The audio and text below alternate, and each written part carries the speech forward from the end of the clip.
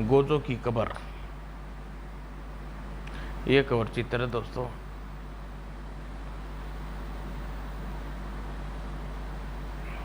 Gojo की कब्र, यह कब्र गोजो के लिए है। आईने के सम्मुख खड़ी उस युवती के चेहरे पर जरे जरे पर पागलपन का सा सवार था। गुलाब के फूलों का लेप मेरे गालों को रक्तिम और सुंदर कर देगा। केसर की रंगत से मेरे दमक उठेंगे मेरे होठ। मेरी आंखों को हिरणी सी सुंदरता प्रदान कर देगा ये काजल, और असपूछ के समान गूंज गई मेरी चोटी।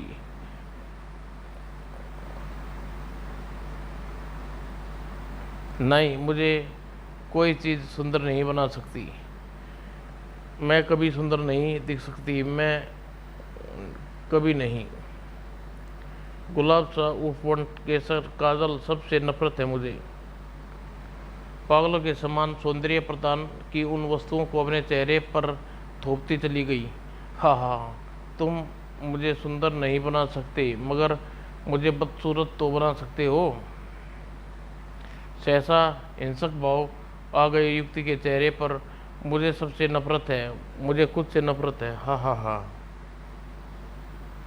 और अपने चेहरे को कांच के जार जार कर देने के लिए उसने कांच के चेहरे को और जबरदस्त और बढ़ाया, मगर तभी वो फिर पागलपन का दौरा पड़ गया तुझ पर। यह क्या कर रही है केसर? मैं सुंदर नहीं दिख सकती, मगर मैं अपने चेहरे को इतना भयानक और कर सकती हूँ कि सुंदरता शब्द की कल्पना भी न कर सकूँ। नहीं, तू ऐसा नहीं कर सकती, क्योंकि तेरे जिस्म पर पड़ी है एक खरोच तेरे पिता का सीना छलनी कर देती है नादान लड़की। और पिता को धकेल कर उसने, हाँ हाँ, मुझे कोई नहीं रोक सकता, मुझे कोई नहीं रोक सकता। रुक जा बेटे, रुक जा, अपने पिता पर जुल्म मत कर। और जंगल का राजा सिंह को माना गया है, लेकिन मदमस्त और स्वतंत्र विचरण करने वाली हाथियों की हस्ती में किसी राजा से कम न होगी। छोटे प्राणियों को जंगल के इन बादशाहों के रास्ते में समय समय रहते हट जाना होता है, लेकिन इसका क्या करें जब यह कुछ प्राणी हटने को स्थान पर हटाने की मानसिकता में विश्वास करें। किंतु वो रहस्यमय आंखें झाड़ियों में सरसरती हुई गुजर गई, जबकि पीड़ा सी दीक्षा से बुरी तरह चित्कार उठा थी और छटपटाहट बढ़ती जा रही थी उसकी। क्रोध से चिंगाड़ता हुआ सामने आ गया अपने साथी पर टूट पड़ी वह हथनी। धड़ाक छड़ाक, और जंगल का सीना रोनता हुआ आगे बढ़ता चला गया वह। गोजो की निगाह तुरंत ताड़ लिया कि जंगल में किसी संकट को सभी जानवर घबराए हुए हैं, एक ही दिशा में क्यों भागे चले जा रहे हैं। ऐसा तो तभी होता है जब जंगल में या तो आग लग जाए या कोई हिंसक शिकार पर निकला जाए। वाकेट मकोट हाजिर है और सिर दी। ओह, तो इस हाथी ने जंगल में उत्पाद मचा रखा है। इसकी आंखें में नुकीली पत्ती घुसी है, इसी कारण पीड़ा की छटपटाहट से उद्रव कर रहा है यह। लेकिन यह क्या, कौन है यह युवती जो पागलों के समान उसी और उदित हाथी की ओर दौड़ी जा रही है? मूर्ख लड़की आत्महत्या करना चाहती है क्या? और क्रोध हाथी गोजो को सूंड में लपेट कर उछाल फेंका। उफ नहीं सकाल, अपनी शक्ति दो। और उधर हाथी अपना पांव बढ़ा दिया था केसर की ओर। नहीं गजो, उसे बचाओ, वह पागल हो चुकी है। गजो एक क्षण भी देर न की केसर के प्राण लेती। ठहर जा शैतान, तेरी पीड़ा का अंत दूसरों का पीड़ा देकर नहीं होगा। तड़ाक। लड़की को इस हमले से जरा भी अपेक्षा नहीं थी। गजों को उफ। क्रोधित हाथी ने उस वृक्ष को जड़ से जबरदस्त टक्कर।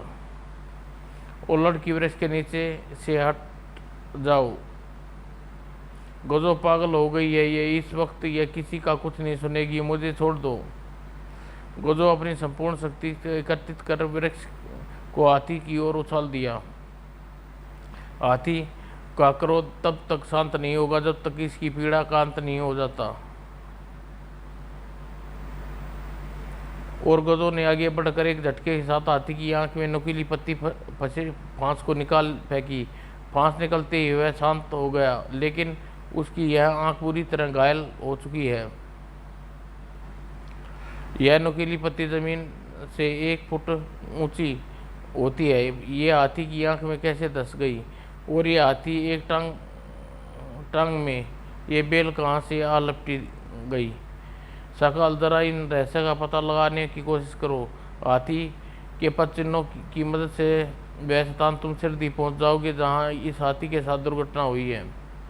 मुझे लगता है हाथी के साथ किसी ने छेड़छाड़ की है। इस जंगल की शांति जंगल में क्षति पहुंची है और अब मुझे जानना होगा इस दोनों का रहस्य। तब गजो, मेरा नाम विष प्रताप है और यह मेरी वस्त्रों की कारोबार है। यह मेरी इकलौती पुत्री केसर है। इसका ब्याह की तैयारी कर रहा हूँ, किंतु जो भी लड़का इसे देखने के लिए आता है इसके गुणों के स्थान पर केवल इसका सांवला रंग देखता है और विवाह से इनकार कर देता है। यह खुद से नफरत हो गई है इस मूर्ख कहीं की।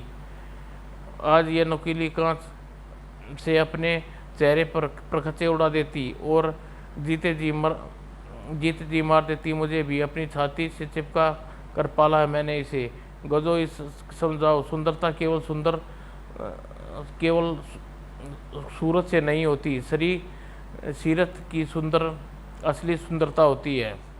तुम दोनों तुम्हारे पिता ठीक कहते हैं केसर। जो युग केवल तुम्हारे रूप यौन को देखता है तुम्हारा सच्चा प्रेमी नहीं कर सकता। अगर ऐसी बात है गजो, तुम मुझसे विवाह कर लो, मुझे अपने भाग्य पर यकीन हो जाएगा। मगर मैं तो केसर, ये क्या बदतमीजी है? भला गजो, तुम्हारा विवाह कैसे हो सकता है? जवाब वो गजो, क्या विवाह करोगे? हाँ, मैं जानती थी तुम्हारा जवाब यही होगा। मैं अग्निलोक की राजकुमारी किरण को विवाह का वचन दे चुका हूँ। मैं मुझे जैसी काली रूप चुड़ैल से विवाह करने है तुम क्यों सारी उम्र यातना भुगतने लगे? मुझे मेरे हाल पर छोड़ दो। मेरे भाग्य में आत्महत्या लिखी है। अवसर मिलते ही अपने जीवन का अंत कर लूँगी। नहीं, रुक जाओ केसर, रुक जाओ। ठहरो केसर, मैंने तय कर लिया है। मैं विजय प्राप्त किए मेरा विवाह केसर से ही होगा, किंतु यह विवाह कब होगा यह मैं आपको शीघ्र ही बताऊंगा। और तब तक आत्महत्या जैसा क्रूर शब्द अपनी जुबान पर कभी मत लाना, समझी? तुम मानो गजो। और विश्व प्रताप और केसर को वहाँ से विदा कर। सकाल, क्या परिणाम है तुम्हारी खोज का? मुझे वह स्थान पर ले चलता हूँ गजो। और मकोट सवार होकर उड़ चला गजो। और फिर तो मेरा शक ठीक निकला। यह थोड़ी देर आधी टूटी फूटी और बेल और यह शाखा पर लिपटी हाथी की टांग में उलझ गई हुई थी और हाथी के जोरदार डंग से गिरने से वह कुचली होती तो ये झाड़ियाँ, परंतु यह गहरा गड्ढा कैसे बना इसकी मट्टी देखने पर पता चलता है। मुझे अधिक समय नहीं हुआ यहाँ। कुछ और निकट से देखने का रास्तारी के साथ उछल पड़ा गजो। रहस्यमय हाथों व पंजों के निशान, लेकिन किसके हो सकते हैं? वह जो जंगल शायद जिम्मेवारी हाथी को उपद्रवी बनाने में उधर नगर में मची थी सनसनी। गजों की कब्र किसने किया यह दुस्साहस? गजों की कब्र की इच्छा करने वाले शैतान की यहाँ कब्र भला गजो बना देगा गजो। हमें तुरंत ही सैनिक को इस कब्र के विषय में सूचित करना चाहिए, मगर फौरन इसे बंद कर दो। मिट्टी के ढेर वापस गड्ढे भर देने के लिए कई हाथे सक्रिय हो गए, लेकिन यह क्या यह औजार, इस औजार के डंडे की जड़ें फूटकर मेरे हाथ पर लिपट गई। यह क्या औजार के डंडे के हत्थे से निकलने वाली जड़ें मुझे जकड़ लिया। मेरे गर्दन जकड़ ली। उफ, मेरी कमर पर बंधे चमड़े की ने बख्तरबंद ने मेरी कमर को बुरी तरह जकड़ लिया। ओह, मेरी पगड़ी मेरे मस्तिष्क की खाल बुरी तरह से चिपक गई।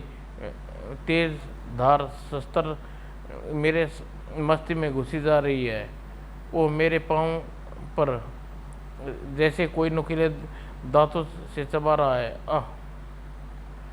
और पलक झपकते ही सब भगदड़ मच गई। भागो, यहाँ शैतान का वास है। जंगल की आग के समान फैल गया है समाचार। राजा उछल पड़े। डंडोरा देव यह समाचार सुनकर, गजों की कब्र, गजों की कब्र। और विचित्र ढंग से गजों की कब्र के पास कई व्यक्तियों की हत्याएं। यह रहस्य तुरंत पता लगाना होगा। कौन कर सकता है यह जरूरत?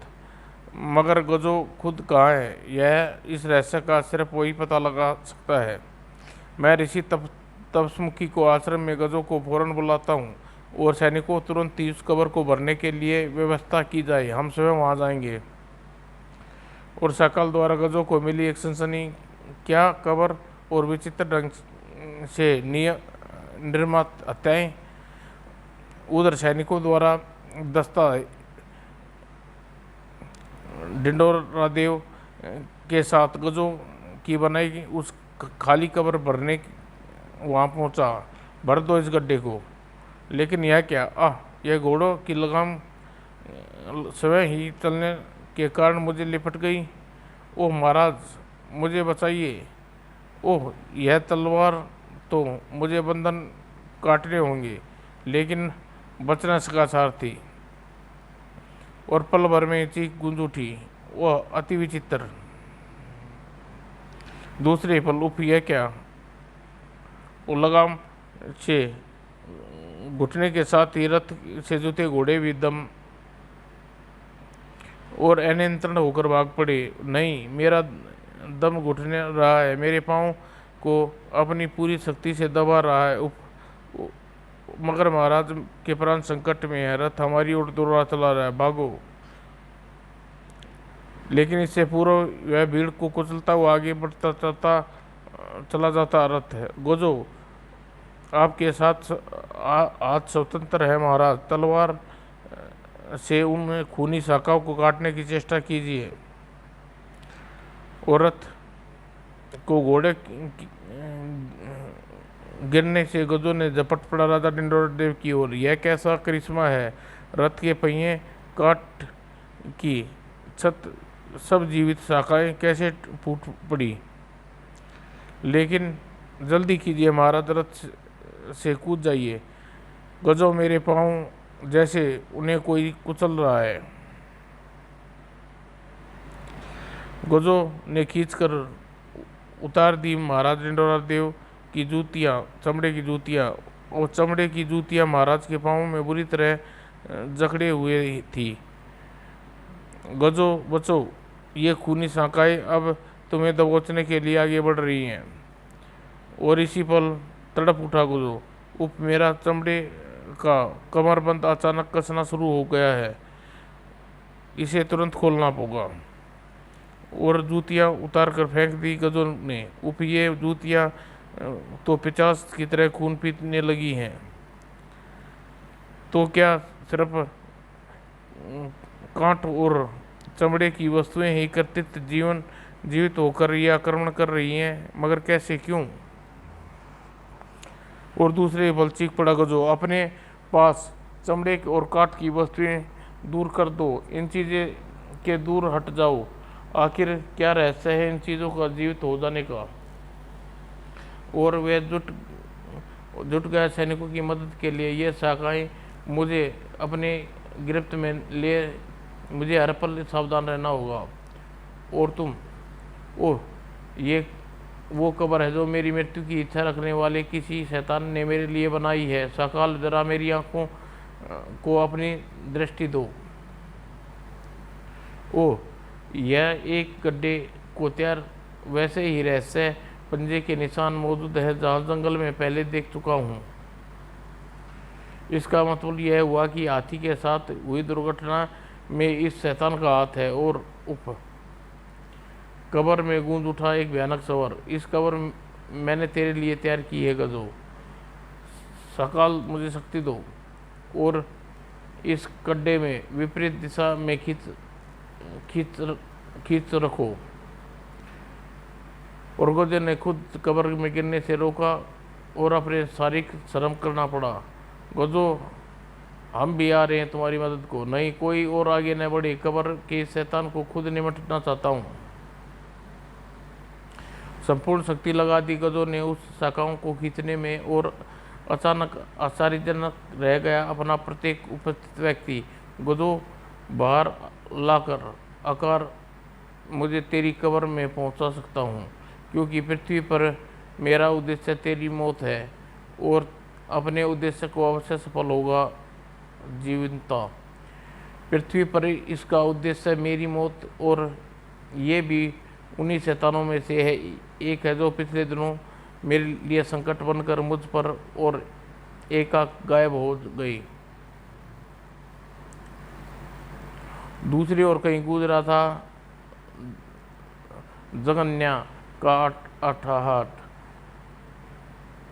घोटों के तुकंचा बालू लालू हत्यारा, तुम सब गजों को परास्त होकर आए हो, और इसलिए अब मैंने पृथ्वी पर भेजा है जीवनता को। जीवनता, जिसकी आंखों में वो जादू जो किसी को विनष्ट मृत्यु को जीवित कर देता है। लेकिन काट के एक टुकड़े से शाखाएं फूट पड़ने और मृत पशुओं की खालें हड्डियाँ को जीवंत रूप प्रदान कर देता है। और इस बार गजो नहीं बचेगा। हाँ, इस बार गजो नहीं बचेगा। तू नहीं बचेगा गजो। आज तेरी कब्र यहाँ बना कर जाऊंगा। आह, उफ, संगारक, अपनी शक्ति दो। ये विशेष रूप से जिन्हीं चीज़ों को जीवित कर रहा है जो जीवन की श्रेणी में काम आती हैं, जैसे वृक्षों से प्राप्त की लकड़ी के सींग, जैसे ये बछड़ा जो मृत और इसके भूसा भरकर रखा है लेकिन उस सब वस्तुओं को जीवित कैसे कर पा रहा है। सकाल, अपनी आंखों से की शक्ति मुझे दो। ओह, सकाल की तीक्ष्ण आंखें देख पा रही हैं कि अदृश्य किरणें को जो शैतान की आंखों से निकलकर उन वस्तुओं से टकराती है, फिर वह जीवित होकर मुझ पर आक्रमण करती हैं। बिजली का, अपनी शक्ति दो। अब मैं इस शैतान को और अधिक आक्रमण नहीं करने दूंगा। अपनी आंखों का इस्तेमाल का। सकाल, मुझे अपनी शक्ति दो। उसकी आंखें फोड़ डालोगा जो। इतना आसान नहीं होगा उस तक पहुंचवाना। सकाल, मुझे तड़फा तड़फा का मारूंगा गजो। गजो ने थाम ली जीवनता के चेहरे से जुड़ी शाखाएं, और तेरे मारे सारे मंसूबों पर इसी तरह धराशायी कर दूंगा जीवनता। और लिपट गई गजो और जीवनता की भुजाएं। ओह, इसकी भुजाएं को अपने जिस्म से दूर न किया तो ये मेरा कचुम्बर निकाल देंगी। बिजिल का, जरा इन शैतान को अपनी शक्ति का दर्शन कराओ, अभी लो गजो। बिजिल का ने झटके से दूर उछाल दी जीवंता को। इसी पल गजो ने गले में पड़ी रुद्राक्ष की माला आ टकराई जीवंता की आंखें से निकलने वाली अदृश्य किरणें। ओह, मेरे गले में पड़ी रुद्राक्ष की माला पर अपनी जादुई आंखें से प्रहार कर दिया और शिष्क्रिया फूट पड़ी गोजो के कंठ से। ओ, इसकी आंखों के जादू से रोकने के लिए मेरी मुठ कर सकता है मटोक। आह, समझ गया गोजो। मटोक ने जीवंता की आंखों पर थोप मारा चिपचिपा मकड़जाल। ओह, यह क्या मेरी आंखें। और एक झटके में गजो ने तोड़ डाली गले में पड़ी रुद्राक्ष की माला और बुरी तरह कर्रा उठा गजो रुद्राक्ष के नन्हे परिवर्तनों में उन नन्हे हाथों को अलग करने का प्रयास। और तभी गजो, यह लो। ओह, मसाल। जीवंता अपने शैतान को याद कर ली। और तब बुदबुदा उठा जीवंता। हे महाहिम जरैया, मैं अपने उद्देश्य में असफल हो गया, मुझे वापस बुला ले। देखते देखते गायब हो गया जीवंता। ये भी गायब हो गया। यह रहस्य अब गहरा होता जा रहा है। यह भेद अब सिर्फ ही मुझे पता लगाना होगा, ताकि इस कड़ी से जुड़ा अगला शैतान किसी भी रूप में गायब न हो पाए। और उधर गजो ढिंडोरा देव के आदेश बंद की जा रही थी गजो की कब्र बनाने के सपन देखने वाले शैतान तो कब्र भी नसीब नहीं हुई, जलकर खत्म हुआ है शैतान का बच्चा। समाप्त दोस्तों।